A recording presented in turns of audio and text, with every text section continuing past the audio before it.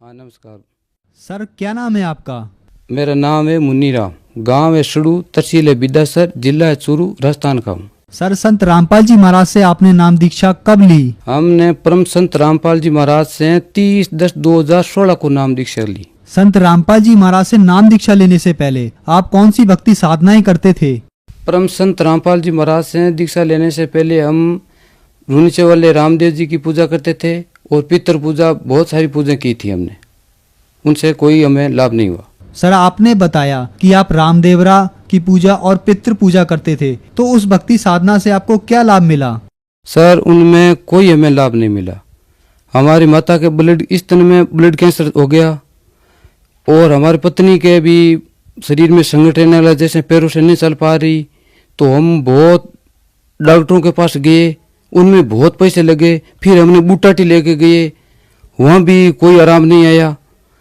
फिर हमने देखा अभी क्या करे, कहाँ जाए, इतना दुखी हो रहे हैं, दर्द पे दर्द रह रहा है। माता जी के कैंसर हो गया, ब्लड कैंसर, ये पत्नी के ऐसे दर्द हो गए, तो अब कहाँ जाए, हम ऐसे रुदन करने लगे। फिर हमने सोचा अब क्या करें, कोई और तो गेला है, रास्ता नहीं मिल रहा है, क्या कहाँ जाए। अब ऐसे करते करते हम 12 महीने 2 साल ऐसे ये ब्लड कैंसर हुए बिता दिए और 10 सालों से ये परेशानी हो रही। मेरी माता जी को मैं बीकानेर लेकर गया पीबीएम में। पीबीएम ने लेके गया, जब डॉक्टर ने जांचें की तो उसने बोला कि इसके ब्लड कैंसर है। तो मैंने कहा उसको इलाज करो, तो डॉक्टर ने बोला कि इसके इलाज, ब्लड कैंसर है, कोई इलाज नहीं होगा, भारी भारी इंजेक्शन लगेंगे और जितनी ये आपके पास रहेगी इतनी सेवा करो और कोई इलाज नहीं। तब हम प्राइवेट लेके गए, तो प्राइवेट वालों ने जांचें की और के उसने भी कह दिया कि घर ले जाओ और सेवा करो, ब्लड कैंसर है, कोई इलाज नहीं, कहीं इलाज नहीं है, भारी भारी इंजेक्शन लगेंगे और कुछ भी नहीं होने वाला है। फिर हमने गांव आ गए। फिर पास वालों ने पूछा अब कहाँ जाइए, माता जी की ब्लड कैंसर, हमने लाखों रुपए लगा दिए, कहीं इलाज नहीं हो पा रहा है। अब हम कौन सा मार्ग ढूंढे? देवताओं को और पितरों को पूज के ये दर्द हमने बहुत बढ़ा ली, कोई फायदा नहीं हुआ। फिर भगतमती को पैरों में दर्द हो गया, तो अब क्या करें, इसको ले जाए, किसको ले जाए पहले। फिर किसी ने बोला कि तुम बूटाटी जाओ, तो मैं बूटाटी लेके गया, वहाँ भी फेरी वेरी लगा के आए, वहाँ से कोई आराम नहीं मिला। ऐसे करते करते ये समय बहुत बीत गए, बहुत पैसे लगे, सारी जगह डॉक्टरों के पास हम फिर लिए, पितरों की पूजा कर ली, देवताओं की पूजा कर ली, कोई हमें लाभ नहीं मिला। सारी जगह भटक के फिर सिर मार के बैठ गए, हम अब कहाँ जाए, कोई रास्ता नहीं दिख रहा है। सर आपकी माता जी को ब्लड कैंसर हो गया और आपकी पत्नी भी बीमार रहने लगी और आप सभी जगह भटके, आपको कोई आराम नहीं मिला, तो फिर आप संत रामपाल जी महाराज की शरण में कैसे आए? सर हमारे पड़ोसी गांव में तेंदेसर गांव का नाम है, उनमें भगत है, वो हमारे कुएं पे आए। उसने बोला और कोई जगह नहीं है, आप सारी जगह भटक लिए, पितरों के पास भटक लिए, देवताओं के पास फिर लिए, डॉक्टरों के पास फिर लिए, तो आप ऐसा करो, परम संत रामपाल जी महाराज आए हुए हैं, परमात्मा से शरीर, उससे दीक्षा लो और आपके सर्व कष्ट निवारण हो जाएगा। फिर मैंने कहा तो कैसे जाएंगे वहाँ, क्यों हमारे पास चलो। वहाँ रतनगढ़ आश्रम में आए, नामदान केंद्र पे आए, तो रास्ते में बहुत परेशानी हुई। क्यों, हमारे माता जी की ब्लड कैंसर था, वो स्तनों में बहुत इतना बड़ा हो गया, बाहर निकल गया, ऐसे बहुत मालूम बैठ नहीं पा रही वो गाड़ी के अंदर। फिर धीरे धीरे हम 2-3 घंटों से रतनगढ़ पहुँच गए नामदान केंद्र पे। वहाँ आके उसको बोला, रात की 12 बज गई। उस भक्तों को बोले कि भी हमारे यह परेशानी है और इसको नाम दिला दो। नाम दान देते देते ही शरीर में ऐसा झटका लगा, एकदम आराम आ गई तुरंत, जाने जैसा शरीर में कोई तकलीफ नहीं है। वो नामदान लेके हम दूसरे कमरे में बैठा दी।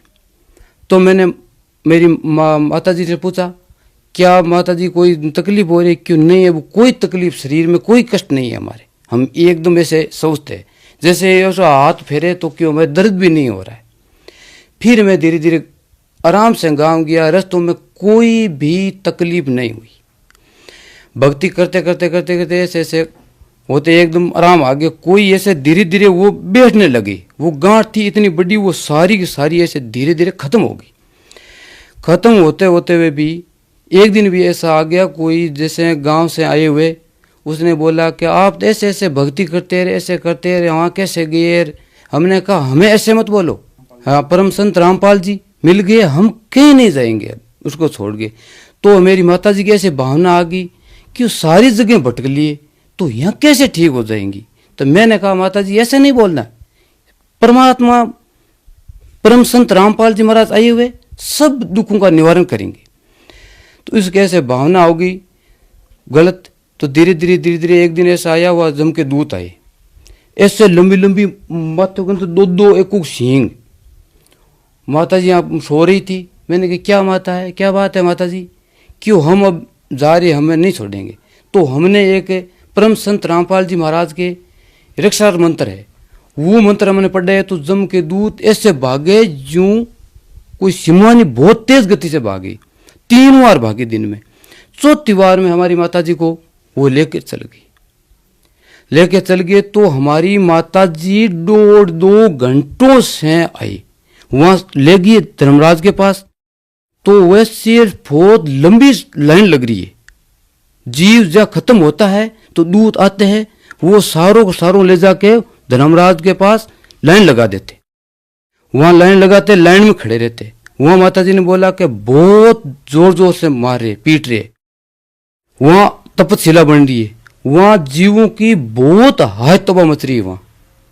तो वहां गुरुजी प्रकट हो गए, मेरी माता जी को वहां से छुड़ा के और लेके आए। हम घर पे ही थे, हम ऐसे माता जी को लिए बैठे थे, हम कहीं नहीं गए, लिए बैठे हम सुमन कर रहे। परमात्मा जो परम संत रामपाल जी महाराज ने हमने प्रथम मंत्र दिया उसका जाप कर रही। ऐसे झटका लगा, उसके हाथ पैर सारे कलडे हो गए, ऐसे जो लोहे का सरा होता है वैसे हो गए। 2 घंटा 1.5 घंटा बहुत होता है। फिर बाद में हमारे माता जी शरीर में आ गई। शरीर में आते ही बोला कि ये लोग गंदे लोग है, बहुत गंदे लोग है, यहाँ कष्ट ही कष्ट है और हमें सुला दो। तो हमें उसको लेटा दी। लेटाने के बाद में क्यों हमें बोला कि थोड़ा जल पिलाओ, तो जल पिलाया। क्यों वो खाट है वो अंदर डाल दो। तो हमने कमरों में ले जाके सुला दी। परम संत रामपाल जी महाराज से शरीर में प्रकट हुए हमारे घर पे। प्रकट होके माँ के सारे शरीर पे हाथ ऐसे फेरे कि बेटा ये लोग अपना नहीं है, यहाँ कष्ट ही कष्ट है, अपना सत लोग जाना है, ये भक्ति करो, कोई दर्द नहीं है। ऐसे बहुत बातें कह के वो परमात्मा अंतर्ध्यान हो गए। फिर मैं बीकानेर लेके गया तो मैंने जांच करवाई। मैंने बोला डॉक्टरों को इसके बड़ी से बड़ी जांच कर दो। उसने MRI और CT स्कैन बहुत बड़ी बड़ी जांचें की। जांचें करके देख के बोला ये जांचें सही नहीं हुई है, ये गलत है। तो हमने बोला हम और करा लेंगे। फिर हम दूसरी जगह गए और जांच करवाई। तो उनमें बोला कि इसके कैंसर है ही नहीं। तो हमने कहा तो कैंसर नहीं है तो आप दवाई क्यों चालू कर रखी है?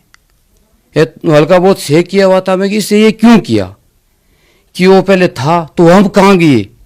तो उसने कहा हमें मालूम नहीं।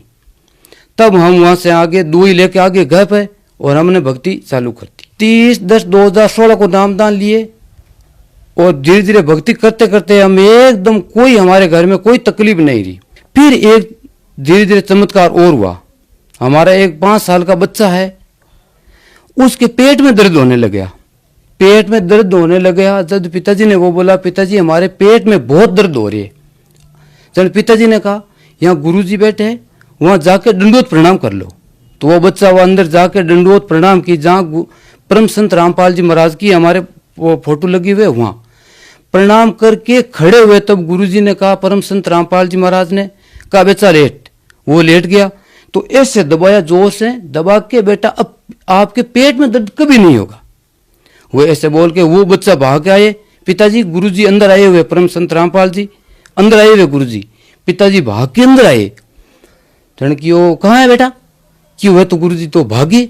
जब पिताजी ने हमारे कमरे में फोटो लगी हुई थी, क्यों इनमें था, कौन सी में था?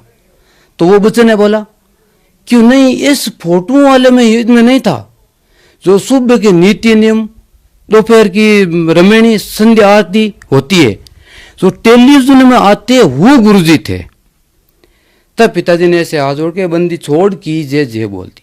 हम आए शाम को तो पिताजी ने कहा भी आज ये ऐसा काम हुआ और सर बहुत ही चमत्कार हुए।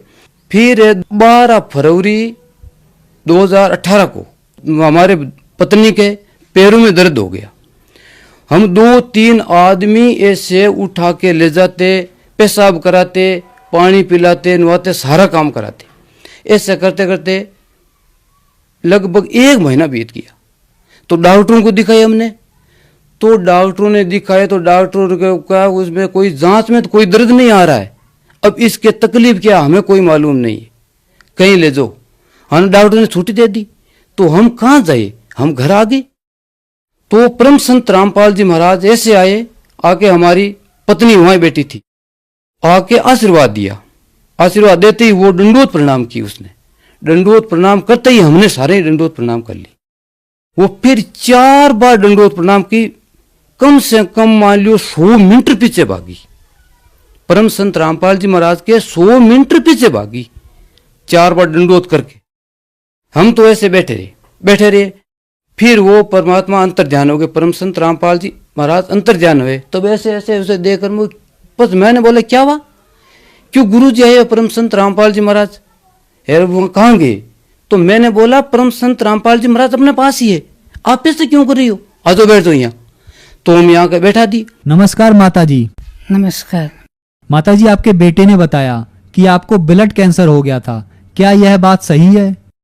सही है, मतलब उसके बात बताइए, सही है।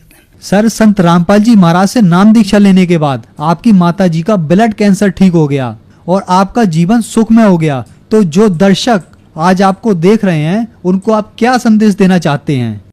तो हमारे साथ ऐसा हुआ, इतना दुख था, वो परमात्मा ने सारों के सारे इतना करना साहब तो सारा का सारे मेर दिए, ऊपर मेघ मार दी परमात्मा ने। इसलिए आप सभी आए और परम संत रामपाल जी महाराज की शरण में आके और अपना आत्म कल्याण करवाए।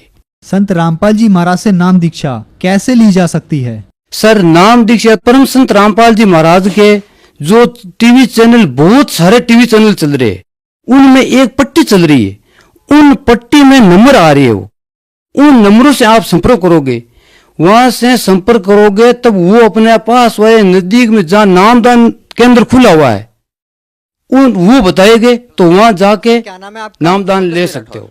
सर, कहाँ से आए आप? चांदोड़िया अहमदाबाद गुजरात से आया हूँ। क्या करते हैं आप? वैसे मेरे संस्था है हरिओम हिंदी विद्यालय, उसका मैं प्रिंसिपल हूँ। सर, संत रामपाल जी महाराज जी से कब जुड़े आप? सर 23 मई 2013 को नाम दीक्षा ली। सर, आप अहमदाबाद गुजरात में रहते हैं और आप एक प्रिंसिपल हैं, तो सर इतनी दूर संत रामपाल जी महाराज जी से कैसे जुड़े आप? सर इसके पीछे बहुत बड़ा कारण है। सबसे पहले बीमारियों का दौर था मेरे घर के अंदर। सर मैं आपसे क्या कहूँ, इतना दुखी था कि बच्चे घर में इतने बीमार होते थे, एक को हॉस्पिटल ले जाता था तो दूसरा तैयार मिलता था। 3-4 साल इतना परेशान होगा सर जी कि आपसे क्या बोलूं। उसके साथ साथ घर में भूत प्रेत का साया था। वक्तमती के ऊपर एक प्रेत आत्मा है, सबसे ज़्यादा परेशान करती थी। जैसे ही मैं ऑफिस से घर पे आता था तो रोज़ का लड़ाई झगड़ा, इससे भी मैं बहुत परेशान था। सर जी मैं खुद अपनी बीमारी के बारे में बताता हूँ। मेरे यहाँ पे सीने में है ना दर्द होता था, 6-7 साल से बराबर झेल रहा था। काफ़ी इलाज कराया, तंत्रों के पास भी गया, उनने पैसा भी लिया, 3-4 लाख रुपए तंत्रकों ने ले लिया और हॉस्पिटल में तो कम से कम 4-5 लाख का खर्चा हो ही चुका था, फिर भी ठीक नहीं हो रहा था। सर जी डॉक्टरों ने भी इतनी सिटी स्कैन कराई, सर जी इतनी सोनोग्राफी कराई, एक्सरे कराए, शायद मेरा घर भर गया। सर जी एक दिन मैंने पूछा डॉक्टर इसका कोई इलाज होगा कि नहीं होगा। छिल्ले में डॉक्टर ने कहा कि भाई आपका इलाज तो अब परमात्मा ही कर सकते हैं, हमारे पास कोई रास्ता है नहीं। डॉक्टरों ने भी ऊपर हाथ उठा दिए थे, हमारी बस की बात नहीं। जब ऐसी नौबत आ जाए तो एक आत्महत्या के ऊपर इसके अलावा कोई रास्ता ही नहीं था। मैंने तो सोच लिया था कि अब तो आत्महत्या कर ही लेनी है। एक टीचर होने के नाते समझ में नहीं आ रहा था कि क्या करूं क्या नहीं करूं। पाप का इतना दौर कि मेरे को समझ में नहीं आ रहा था कि अब क्या करूं। सर जी एक दिन मैंने फाइनल डिसीजन ही ले लिया था। मेरे यहाँ पे इतना पेन होता था, इतना ज़बरदस्त होता था कि शायद ऐसा लगता था कि सहन नहीं होता था। एक दिन मैंने डिसीजन ले लिया कि आज आत्महत्या कर ही लेनी है। तो मैं घर से निकला, मेडिकल पहुंचा। गेहूं की गोली आती है डालने वाली जहर की, वो ली और लेके बाहर निकल गया। शाम का समय था, 8 बज रहे थे, हाथों पे ले लिया। मैंने सोचा कि आज इसको खा के आत्महत्या कर लूँगा। फिर वहाँ बैठे बैठे सोचा कि मरना तो है ही, एक बार खुदा की ओर नज़र डाल लेते हैं। मैंने अंतर आत्मा से पुकारा, हे परमात्मा, अगर तू इस धरती पे है तो आज आपके बच्चे की जान जा रही है, बचाना है तो बचा लो। उसी समय मन में प्रेरणा आती है कि मर तो रहा ही है, एक बार मम्मी पापा को फ़ोन तो कर ले। तो मैंने मम्मी पापा को उसी समय फ़ोन किया। पापा ने पूछा कैसा है, मैंने कहा कि सब अच्छा है, बस आपका बेटा आज ही मर जाएगा। क्या बात है कि मैंने बोला कि आज मैं आत्महत्या करके मर जाऊंगा। मैंने बोला कि जो मेरा इलाज है वो ठीक नहीं हो रहा है, डॉक्टर ने भी हाथ उठा दिए हैं। तो पापा ने संत रामपाल जी महाराज से नाम दीक्षा ली थी 2009 में। जब मेरे पिताजी ने संत रामपाल जी महाराज के बारे में मुझे बताते थे तो मैं गुरुओं के बारे में मानता नहीं था। मैंने तो ये सोचा था कि गुरु तो सब ढोंगी होते हैं और इनके पास अंधविश्वास ही है, तत्व ज्ञान तो इनके पास है ही नहीं। क्योंकि पहले भी मैं भटक चुका था। मैं जय गुरुदेव मथुरा वाले हैं वहाँ पे भी गया था, ओम शांति में भी वो वर्ष तक रहा और राधा स्वामी के भी राउंड लगाए। क्योंकि मैं सब जगह भटक चुका था, कहीं से मैं कुछ लाभ नहीं मिल रहा था। तो मुझे विश्वास था कि ये तो गुरुओं के पास जाना तो व्यर्थ है, या कुछ है ही नहीं। तो कितनी बार पिताजी ने बोला, फिर मैंने इनकार कर दिया कि मुझे नहीं, बाबाओं के चक्कर में पड़ना है। फिर जब मेरी ऐसी स्थिति आ गई तो मरता क्या नहीं करता। फिर पिताजी ने बोला कि आप संत रामपाल जी महाराज के आश्रम में चलोगे। मैंने यस बोल दिया। 15 दिन के बाद पिताजी गांव से जब अहमदाबाद आए, फिर वो मुझे 23 मई 2013 को आश्रम में गया और गुरुजी से उपदेश लिया। उपदेश लेने के बाद गुरुजी की आशीर्वाद खिलाने में लगा। जैसे गुरुजी आशीर्वाद देते हुए आए और गुरुजी ने मेरी तरफ देखा, मेरी आंखों में आंसू थे। जैसे संत रामपाल जी महाराज ने जैसे मेरे ऊपर हाथ रखा, बस हाथ रखते ही ऐसा चमत्कार हुआ, जो मेरा पेन था ना, वैसे ही पूरी जो भी मेरा दर्द था, जो भी बीमारी थी, एकदम समाप्त हो गई। सर जी, मैंने गुरुजी को नीचे से ऊपर तक देखा। मैंने बोला क्यों हो, संत की महिमा तो सुनी थी, लेकिन आज पता चला कि असली संत क्या होता है। राहत मिलने के बाद आराम से भंडारा पाया, पूरी रात खुशी खुशी से लेटा रहा। जैसे मैं नाम लेने के बाद आया घर पे, तो एक दिन की बात है कि मैं शाम को आरती कर रहा था। हमारा बच्चा है, 15 साल का था, गौरव नाम है, मेरे साथ आरती में रोज बैठ जाया करता था। एक दिन क्या हुआ, जैसे वो साथ बैठा, जैसे मैंने आरती स्टार्ट की, आरती स्टार्ट होते ही उसके सीने में ऐसा दर्द हुआ कि रोते रोते जमीन के ऊपर गिर गया। जैसे ही उसको मैंने ओली में लिया तो उसको एकदम पसीना पसीना हो गया। सर जी, पसीना तो क्या, उसके इतना पसीना निकला कि मैं भी पसीने के अंदर भीग गया। 20 मिनट तक उसकी सांस चली गई थी।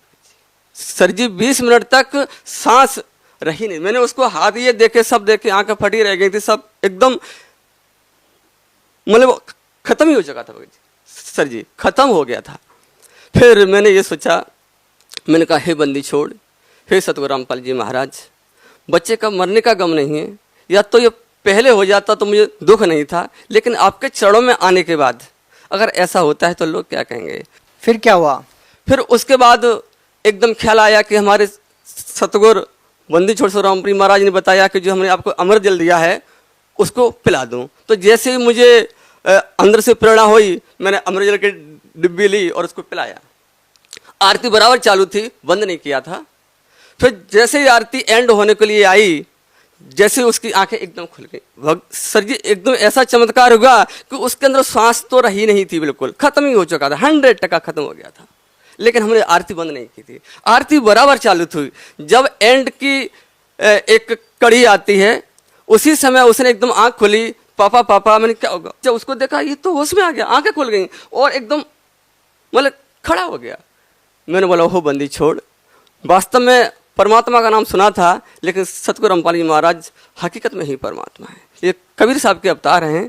सर आपने बताया कि आप अपनी समस्याओं को लेकर जय गुरुदेव के पास गए, राधा स्वामी पंथ के पास गए और आप ब्रह्मा कुमारी पंथ में भी गए, लेकिन आपको कहीं से भी कोई राहत नहीं मिलती है। और जैसे ही आप संत रामपाल जी महाराज जी से नाम दीक्षा लेते हैं और आपकी वर्षों पुरानी बीमारी जो होती है, जिस बीमारी को लेकर के आप जहर खाने की स्टेज पे आ गए थे, वो बीमारी आपकी ठीक हो जाती है। तो सर सवाल ये है कि संत रामपाल जी महाराज जी से नाम दीक्षा लेने के बाद आपकी जो बीमारियां ठीक हुई है, उन बीमारियों के अलावा भी कोई आपको और लाभ मिला है? सर जी और अनेक लाभ मिले। हमारी आर्थिक स्थिति भी पहले से डाउन थी, फिर बहुत अच्छी हो गई। और हमारा गौरव है 12वीं कक्षा में बहुत अच्छे नंबर लेकर के आया था, गुजरात में नंबर 1 पर रहा था और सरकारी कॉलेज में एडमिशन हुआ। अगर उसका सरकारी कॉलेज में एडमिशन नहीं होता तो जैसे प्राइवेट कॉलेज कराते तो 16-17 लाख का खर्चा आता डिग्री करने का, लेकिन आज हमारा वो फ्री हो रहा है। और उसके साथ में हमारी एक बच्ची है, उसकी रमणी हो गई, रमणी बहुत अच्छे से हो गई, क्योंकि हमारा गुरुजी का आदेश है दहेज ना लेना है ना देना है। संत रामपाल जी महाराज ने जो उनकी शादी कराई है, रमणी कराई है, वो शास्त्र विधि के अनुसार कराई है। सर जी एक समय ऐसी स्थिति थी जब मेरी आर्थिक स्थिति बहुत डाउन थी। जब से संत रामपाल जी महाराज से नाम दीक्षा ली है ना, आज मेरे घर में किसी प्रकार का कष्ट नहीं है। आज मैं इतना सुखी हूँ सर जी कि मेरे कहने पे कोई कुछ शब्द नहीं बचे मेरे पास। सर आप एक शिक्षित व्यक्ति हैं, आप खुद प्रिंसिपल हैं, तो सर आपसे जानना चाहेंगे कि संत रामपाल जी महाराज जी के बारे में अक्सर ये बातें सुनने को मिलती है कि अन्य धर्मगुरुओं की निंदा करते हैं। आप तो हिंदुस्तान के तमाम धर्मगुरुओं से जुड़े हुए थे आप पहले, और अब आप संत रामपाल जी महाराज जी से जुड़े हुए हैं। क्या लगता है आपको, क्या इसको निंदा कही जाए या क्या कहना चाहिए? सर निंदा तो नहीं है, हमारे गुरुजी ने एक सच्चाई बताई है। सच्चाई बताना कोई निंदा नहीं होती है। हमारे गुरुजी ने वेद शास्त्रों को खोल खोल कर रख दिया है। गीता वेद सबके यहाँ पढ़े हुए हैं, मिला लो, सच्चाई क्या है आपको खुद स्वयं पता चल जाएगी। सर ये भी सुनने को मिलता है कि जो श्रद्धालु संत रामपाल जी महाराज से जुड़े हुए हैं वो एक अंधश्रद्धा भक्ति के तहत जुड़े हुए हैं। वो अनपढ़ लोग हैं, ज़्यादा पढ़े लिखे नहीं हैं, लेकिन आप खुद एक प्रिंसिपल है और आप एक स्कूल का संचालन भी करते हैं। तो आप क्या कहना चाहेंगे उन लोगों को जो संत रामपाल जी महाराज के अनुयायियों के बारे में ये कहते हैं कि वो एक अंधश्रद्धा भक्ति के तहत ही जुड़े हुए हैं? सर जितने भी भक्त समाज है जो संत रामपाल जी महाराज के चरणों में जुड़ा हुआ है, कोई भी अंधभक्ति के तहत नहीं आता है। उन्होंने सच्चाई को जाना है, परखा है और उनसे नाम दीक्षा ली। सर संत रामपाल जी महाराज ने एक सामाजिक उत्थान की जो क्रांति खड़ी की है, उसके बारे में आप क्या कहना चाहेंगे? सर जैसा कि मैंने बताया कि मेरी बेटी की रमणी हुई, शादी हुई, तो उसमें वर पक्ष ने भी ना दहेज लिया, 1 पैसे का भी खर्चा नहीं होगा। और हमारे गुरुजी ने हमें ये सिखाया कि दहेज ना लेना है ना देना है, और नशा मुक्त भारत बना रहे हैं। सर आप भगत समाज को क्या संदेश देना चाहेंगे? सर जी भक्त समाज को प्रार्थना ही कर सकता हूँ कि वो संत रामपाल जी महाराज का सत्संग सुने और जो हमारे गुरुजी की लिखी हुई पुस्तकें हैं उनको पढ़ें, सच्चाई को जाने, परखें और उपदेश लें और अपना कल्याण कराएं। जी धन्यवाद। सर